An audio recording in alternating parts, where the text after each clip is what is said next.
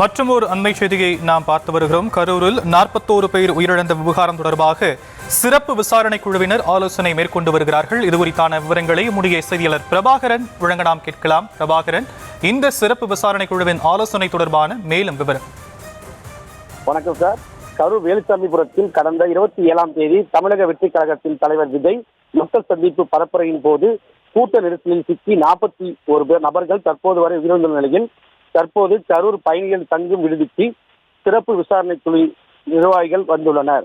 Karur ADC Premanand தலைமையில் தனிப்படை மற்றும் விசாரணை குழுவினை மேற்கொண்டு வந்த நிலையில் உயர்நீதிமன்ற உத்தரவின் பேரில் ஐஜி அஸ்ரா கார்க் தலைமையில் அமைக்கப்பட்ட சிறப்பு புலனாய்வு குழு SIT குழுவிடம் நேற்று கரூர் நகர காவல் நிலையத்திலிருந்து விசாரணை கோப்புகள் சென்னைக்கு எடுத்து சென்று ஒப்படைத்தனர். இந்த நிலையில் இன்று சிறப்பு புலனாய்வு குழு மேற்கொள்வதாக விசாரணைக்கு கரூர் வந்தடைந்தனர். SIT குழுவில் சேர்ந்த SP ஷியாமலா தேவி, விமலா ஆகியோர் கரூர் வந்தடைந்த நிலையில் தற்போது ஐஜி அஸ்ரா கார்கே கரூர் தாந்தோன்றிமலை பகுதியில் உள்ள பயணியர் தங்கும் விடுதியில் வந்துள்ளார்.